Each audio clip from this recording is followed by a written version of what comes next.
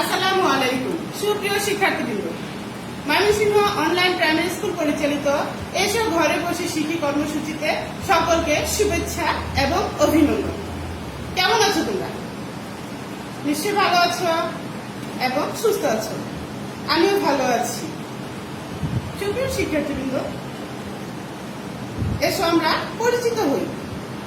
আমি শাহনাজ আক্তার, সহকারী শিক্ষক, নিমুরিয়া সরকারি প্রাথমিক বিদ্যালয়, মুক্তাগাছা, ময়মনসিংহ। আমি আজকে তোমাদের চতুর্থ শ্রেণী বাংলাদেশ ও বিশ্ব পরিচয় বিষয়ে একটি পাঠ নেব। শিক্ষার্থীবৃন্দ, এসো আমরা পাঠ সম্পর্কে পরিচিত হই। শ্রেণী চতুর্থ, বাংলাদেশ ও বিশ্ব পরিচয়, অধ্যায় 7, কাজের মর্যাদা, পাঠ 3, আইন শৃঙ্খলা রক্ষায় নিয়োজিত পেশা। প্রিয় শিক্ষার্থীবৃন্দ, গত ক্লাসে আমরা কি পড়েছি তোমাদের কি মনে আছে?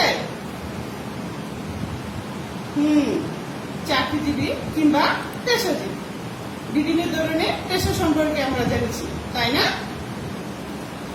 আমি তোমাদের কিছু বাড়ির কাজ দিয়েছিলাম, মনে আছে তোমাদের? হ্যাঁ, একটা নীলকরণ করতে দিয়েছিলাম কর্মস্থলের সাথে বিভিন্ন পেশার নীলকরণ, তাই না?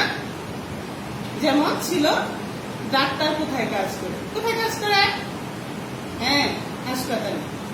আর ব্যবসায়ী দোকানে, তাই না? ঠিক আছে, তো নিশ্চয়ই তোমরা বাড়ির কাজগুলো ঠিক মতো করেছ। হ্যাঁ শিক্ষার্থীবৃন্দ, তারপর আমি তোমাদের কিছু ছবি দেখাবো। চোখটা বন্ধ করো। হ্যাঁ, এবার চোখ খুলো।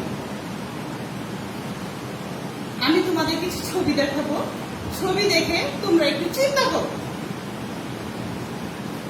দেখো তো শিক্ষার্থীবৃন্দ, এটা কিসের ছবি? হ্যাঁ, বাংলাদেশ পুলিশ। তারপর এই যে আরেকটি ছবি আছে, এটা কিসের ছবি মনে হচ্ছে তোমাদের? আদালত, তাই না? আদালতে কে কাজ করে? আইনজীবী থাকে, বিচারক থাকে, বাদী বিবাদী থাকে, তাই না? নিশ্চয়ই তোমরা জানো। হ্যাঁ, সুপ্রিয় শিক্ষার্থীবৃন্দ, আমরা আজকে যে পাঠটা নিব সেটা হচ্ছে আইন শৃঙ্খলা রক্ষায় নিয়োজিত পেশা, তাই না? আমরা সকলে কোনো না কোনো সমাজে বাস করি, আর সমাজে বিভিন্ন ধরনের অপরাধমূলক কার্যক্রম হয়, তাই না? আমরা সামাজিক জীব হিসেবে, সমাজের নাগরিক, রাষ্ট্রের নাগরিক হিসেবে কিছু আইন কানুন সমাজে মেনে চলি, তাই না? আর এই সমাজে অনেকে অপরাধমূলক কর্মকাণ্ডে জড়িয়ে পড়ে। আচ্ছা শিক্ষার্থী, বলতো এই অপরাধমূলক কার্যক্রম যখন আমরা দেখি তখন আমরা প্রথমে কাকে জানাই? হ্যাঁ, পুলিশকে জানাই, তাই না? আর পুলিশ কি করে? সে আইনে সুপর্দ করে, তাই না? সুপ্রিয় শিক্ষার্থী, আজকে আমরা দেখো এই পুলিশ সম্পর্কে কিছু জানব। হ্যাঁ দেখো, পুলিশ আমি একটু পড়ি, তোমরা একটু খেয়াল করো। দেশের আইন শৃঙ্খলা রক্ষায় পুলিশ বাহিনী কাজ করে। অপরাধীদের ধরে বিচারের সম্মুখীন করা তাদের প্রধান দায়িত্ব। তাহলে তাদের প্রধান দায়িত্বটা কি? অপরাধীদের ধরবে, তাই না? অপরাধীদের ধরে আইনের সম্মুখীন করা, তাদের বিচারের সম্মুখীন করা তাদের প্রধান দায়িত্ব। ট্রাফিক পুলিশ শহরে সুষ্ঠুভাবে যান চলাচলে গুরুত্বপূর্ণ ভূমিকা পালন করে। এই যে দেখো আমাদের রাস্তাঘাটে যখন আমরা চলি, তোমরা নিশ্চয়ই খেয়াল করেছো, ট্রাফিক পুলিশ তারা কি করে? কোনো এক জায়গায় গাড়ি যানবাহন বন্ধ করে দেয়, অন্য জায়গায় খুলে দেয়, যাতে রাস্তায় যানজটের সৃষ্টি না হয়, তাই না? এই ট্রাফিক পুলিশ কিন্তু যানবাহন চলাচলে গুরুত্বপূর্ণ ভূমিকা পালন করে। যদি এই ট্রাফিক পুলিশ না থাকতো তাহলে কি হতো? রাস্তায় রাস্তায় জ্যাম বেঁধে যেত। আচ্ছা, তারপর দেখো কি করে? নিরাপদ চলাচলে তারা মানুষকে সাহায্য করে। তোমরা অনেক সময় নিশ্চয়ই খেয়াল করেছো, কোন অন্ধ ব্যক্তিকে পুলিশ কি করে? হাত ধরে রাস্তা পার করে দেয়, তাই না? এটাও কিন্তু ট্রাফিক পুলিশের কাজ। তোমরা নিশ্চয়ই বুঝতে পেরেছো পুলিশের কাজগুলো কি? হ্যাঁ, এই আইন শৃঙ্খলা রক্ষায় আরো কিছু মানুষ এই আইন শৃঙ্খলা পেশায় নিয়োজিত আছে। হ্যাঁ, পুলিশের পরে আসে কার কাজ? পুলিশের কাজ কিন্তু বিচারের সম্মুখীন করা।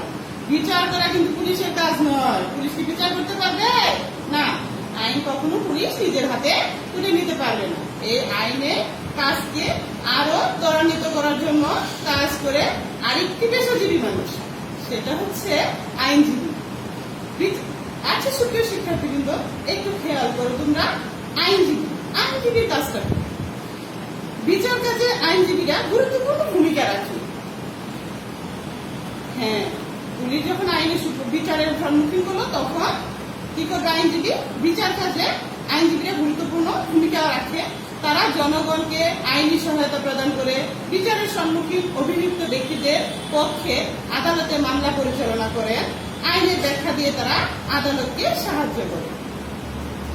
একটু খেয়াল করো, তারাও কিন্তু সরাসরি বিচার করতে পারে না। তারা কি করে? আইনের ব্যাখ্যা দিয়ে আদালতকে সহযোগিতা করে আর মামলা অভিযুক্ত ব্যক্তির পক্ষে মামলা পরিচালনা করে, তাই না? হ্যাঁ, এরপরে আসে আরেকটি আইন শৃঙ্খলা রক্ষার আরেকটি পেশাজীবী, সেটা হচ্ছে বিচারক। হ্যাঁ সুপ্রিয় শিক্ষার্থীগুলো, একটু খেয়াল করো, বিচারক। এখন বিচারকের কাজটা কি আমরা দেখি।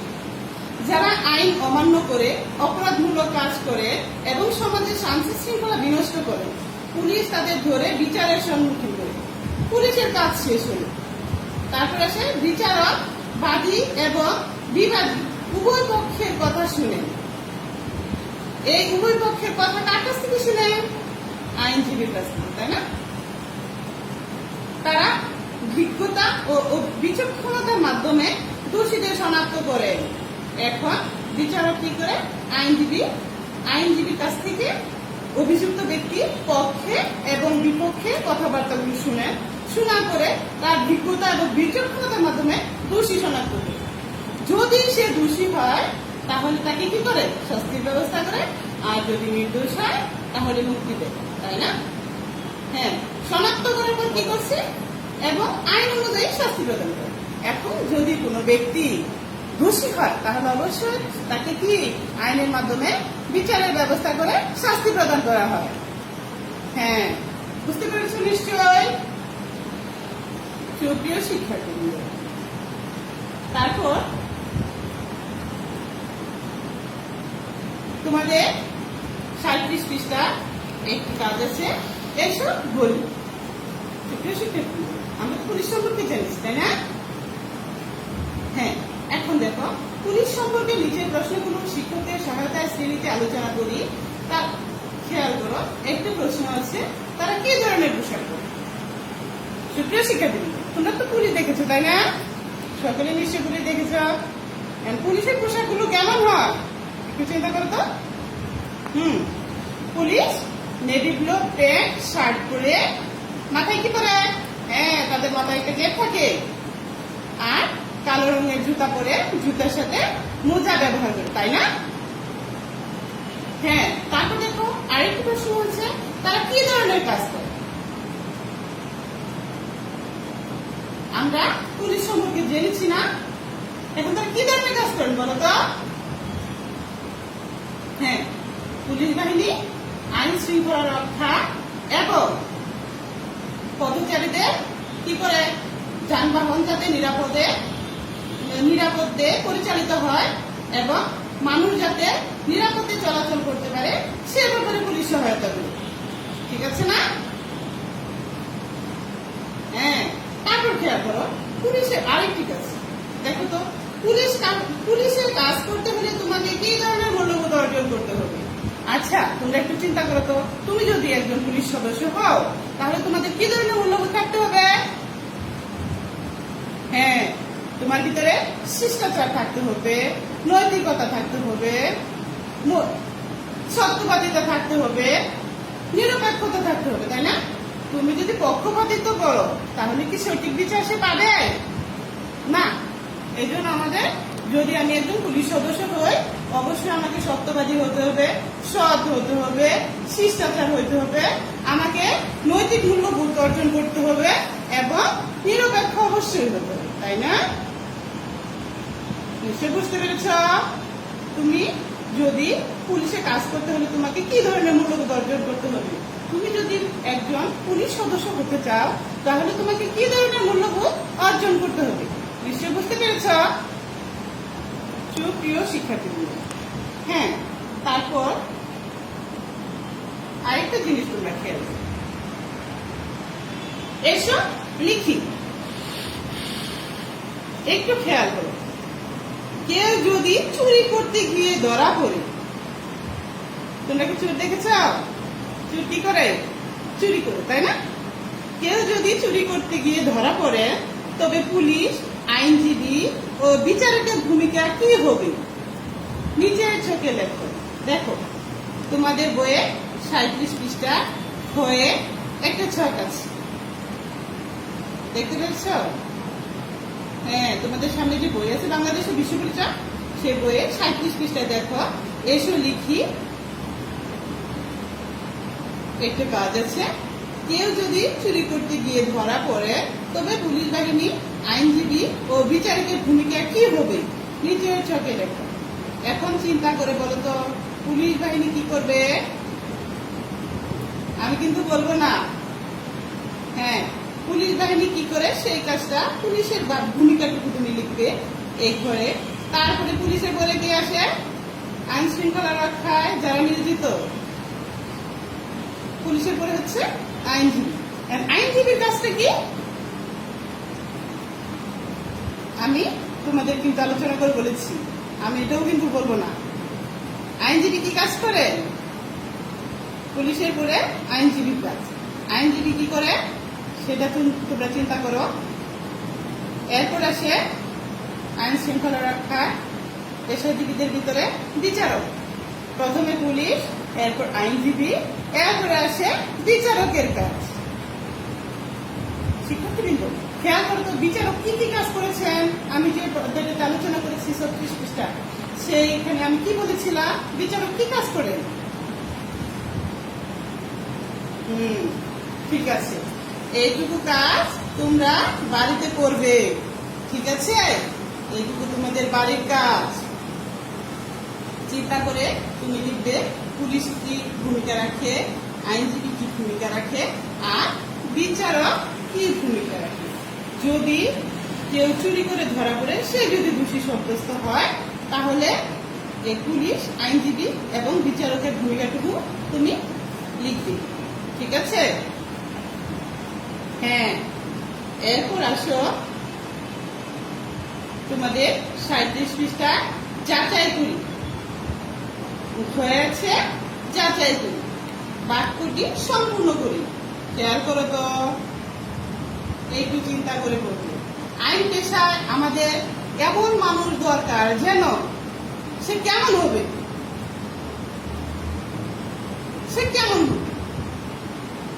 যদি সে আইন পেশায় আসে আর একজন মানুষ যদি অভিযুক্ত হয়, সে যদি নির্দোষ হয়, তাহলে কি করবে? সে মুক্তি পাবে, তাই না? আর যদি সে দোষী সাব্যস্ত হয় তাহলে তাকে শাস্তির আওতায় আনতে হবে। এখন চিন্তা করে বলো, আইন পেশায় আমাদের এমন মানুষ দরকার যেন কি থাকে? তার ভিতরে কি থাকতে হবে? চিন্তা করেছ? হ্যাঁ, আমি বলি, আইন পেশায় আমাদের এমন মানুষ দরকার যেন তার মাঝে সততা থাকে, ঠিক আছে? একজন লোক যদি আইন পেশায় নিয়োজিত হয়, হ্যাঁ, সে যদি সৎ না হয়, তাহলে কি অভিযুক্ত ব্যক্তি যদি নির্দোষ হয়, তাহলে তারপরেও তার শাস্তির আওতায় আসার সম্ভাবনা থাকে, তাই না? আর আমি যদি সৎ হই, তাহলে আমি অবশ্যই চেষ্টা করব যদি অভিযুক্ত ব্যক্তি নির্দোষ হয় সে যেন মুক্তি পায়। আর আমি যদি অসৎ হই, অনেকে আছে, অনেক উকিল আছে, তারা টাকা পয়সার মাধ্যমে যে নির্দোষ ব্যক্তি তাকে দোষী সাব্যস্ত করে, কিন্তু এটা আমাদের ঠিক না। আমরা কি করব? আমাদের নৈতিক মূল্যবোধ থেকে চিন্তা করে আইন পেশায় আমাদের এমন মানুষ দরকার যেন সে সৎ, তার ভিতরে সততা থাকে, এরকম মনোভাব আমাদের থাকতে হবে। সুপ্রিয় শিক্ষার্থীবৃন্দ, নিশ্চয় বুঝতে পেরেছ আজকের পাঠ। হ্যাঁ, আমি আজ তোমাদের কিছু বাড়ির কাজ দিব। একটা বাড়ির কাজ কিন্তু আমি অলরেডি দিয়ে দিয়েছি, তাই না? এসো লিখি। হ্যাঁ, আরেকটি বাড়ির কাজ হচ্ছে দেশের আইন শৃঙ্খলা রক্ষায় কোন বাহিনী কাজ করে? চিন্তা করো তো। আমি তোমাদের আইন পেশায় নিয়োজিত মানুষ সম্পর্কে জানালাম। সেখানে আছে পুলিশ বাহিনী, আইনজীবী এবং বিচারক।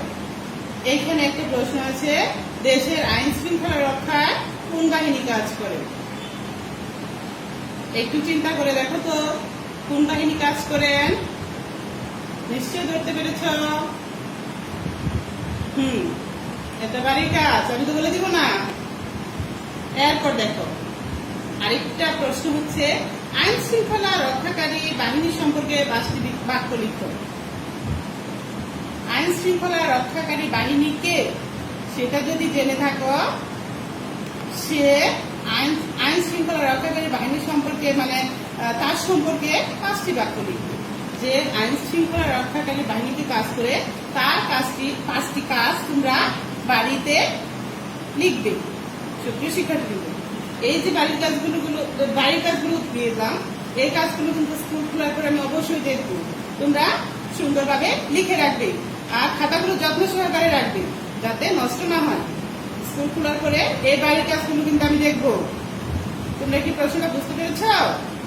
আবার আরেকটু দেখো, বাড়ির কাজ, দেশের আইন শৃঙ্খলা রক্ষায় কোন বাহিনী কাজ করেন? আইন শৃঙ্খলা রক্ষাকারী বাহিনী সম্পর্কে 5টি বাক্য লিখো। দেশে আইন শৃঙ্খলা রক্ষায় কোন বাহিনী কাজ করে? আইন শৃঙ্খলা রক্ষাকারী বাহিনী সম্পর্কে 5টি বাক্য লিখো। বুঝতে পেরেছ? হ্যাঁ, ঠিক আছে। সুপ্রিয় শিক্ষার্থীবৃন্দ, আমার আজকের ক্লাস এই পর্যন্ত। তোমরা বাড়িতে থাকবে, একান্ত প্রয়োজন না হলে বাইরে বের হবে না, আর বাড়ির কাজগুলো অবশ্যই করে রাখবে। নিশ্চয়ই তোমরা সংস্কৃতিতে ক্লাসগুলো দেখো। এই ক্লাসগুলো যদি তোমরা দেখো অবশ্যই উপকৃত হবে। আশা রাখি সংস্কৃতির ক্লাসগুলো তোমরা সকলেই দেখবে। সুপ্রিয় শিক্ষার্থীবৃন্দ, ধন্যবাদ সবাইকে। আবার দেখা হবে আগামী ক্লাসে।